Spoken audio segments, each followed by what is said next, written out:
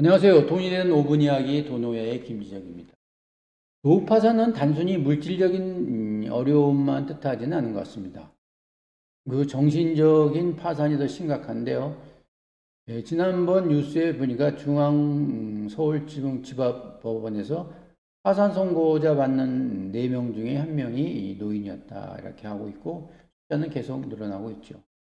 주로 남성이 많은데요. 주로 사업이나 창업 실패로 해서 파산에 이르고 그리고 여성인 경우에는 홀로 되는 됨에 따라서 경제 활동이 어렵고 빚을 진다 이렇게 보고 있습니다. 특히 1인 가구의 파산 비율이 굉장히 늘어나고 있는데요. 1인 가구가 늘어나는 이유는 두 가지로 볼 수 있죠. 첫 번째가 비혼 커플의 증가인데요. 결혼한 지 3년 이내의 젊은 커플만 것이 아니라 황혼이혼, 거의 10년 이상 살았던 사람들이 이혼이 엄청나게 늘어나고 있습니다. 두 번째는 생애 비혼율이 증가인데요. 요즘 말하는 비혼 개념이죠.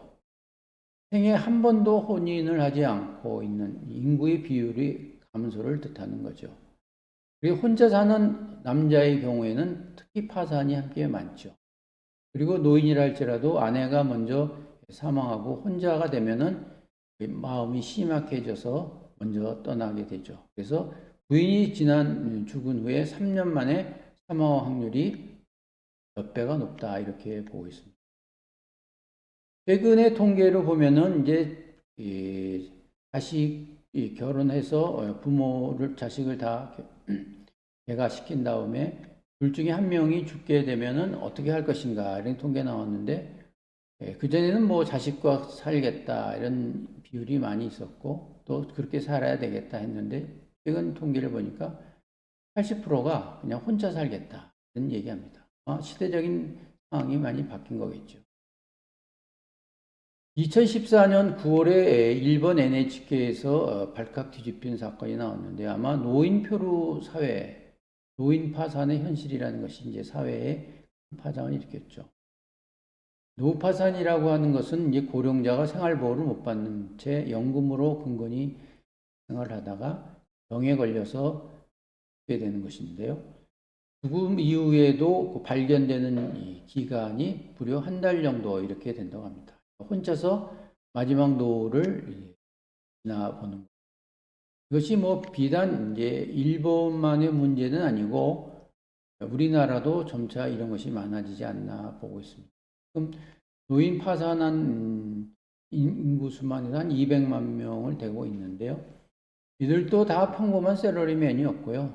또 40년간 또 저축과 연금으로 노후 생활을 준비했던 사람이죠. 그런데 예상외로 수명이 늘어났고 또 배우자가 질병에 걸렸고 또 혼자가 되고 또 자녀에 대한 경제적인 지원을 많이 하다 보니까 노후 파산이 되지 않았나 보고 있습니다.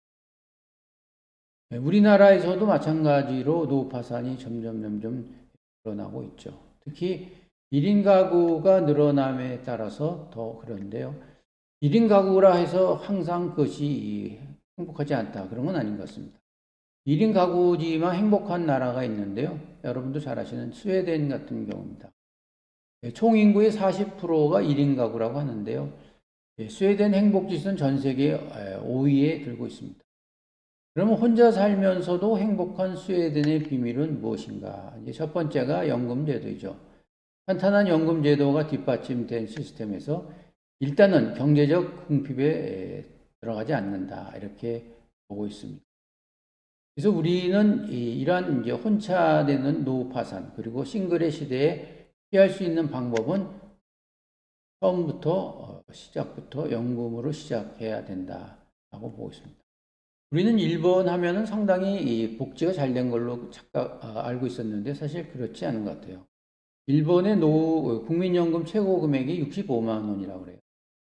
그러다 보니까 65만 원만 갖고 있는 사람 경우에는 일본 노인 경우에는 한 달에 식비를 10만 원으로 살아야 되죠. 그러니까 슈퍼마켓에서 값싼 하루에 한 1,000원 정도 하는 그것을 먹고 이제 살아는 거죠. 그리고 이제 노후 파산에 벗어나기 위해서는 두 번째가 이제 특수 질병 보험에 들죠.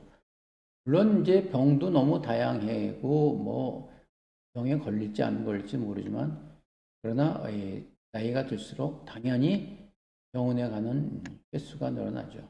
또 그리고 지금의 노인들은 그전에는 공기 좋은 데 멀리 사겠다 이랬는데 지금은 그게 아니라 한 평이라도 시내에서 병원에 가까운 데 간다라는 그런 선호도가 바뀐 걸로 보고 있습니다. 그 대형 아파트를 경계하라 그런데 우리나라 사람들은 대부분 이제 자녀들이 결혼하기 전에 이제 아파트 평수를 늘리는 경우가 있습니다. 왜냐 하면더니 그 사돈집에 좀 면을 세워야 되겠다 이렇게 해서 아파트를 늘리죠. 그리고 또 자식들이 들어오면 자식들이 놀러 오면 편하게 위해서다 이렇게 얘기하지만 사실 자녀들이 부모를 찾아오는 횟수가 과연 얼마나 되는지 자칫하면은 노후를 위해서 써야 할 자금이 아파트에 다 묶여버리는 그런 상황입니다. 그리고 아내 중심으로 노후를 준비하라 하는데요. 남자의 경우에는 요새는 좀 달라졌습니다만 저희 때만 해도 일 중심으로 살아왔고 사실 가정에서 대화를 한다는 것이 참 어렵고 또 정말로 하는 방법을 모르고 있어요. 그러다가 덜컥 은퇴를 해서 집에 들어오게 되면 가정과의 대화가 안 되고 왕따가 되는 경우가 있습니다. 그래서 몇 번 강조하지만 은퇴 준비는 재무적인 것만이 아니라 비재무적인 가족 간의 공감하는 것이 필요하지 않나 생각합니다. 감사합니다.